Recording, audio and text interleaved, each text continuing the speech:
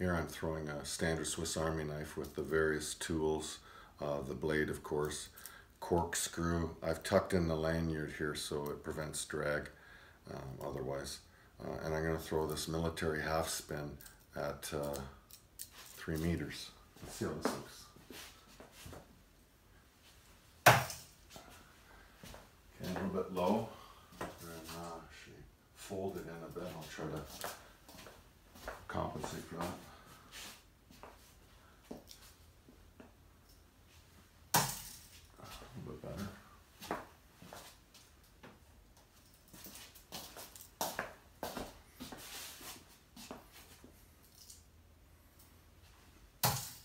Let's go take a look at that, why don't we?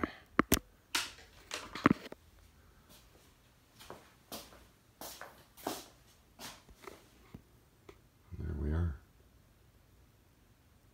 Thanks for watching.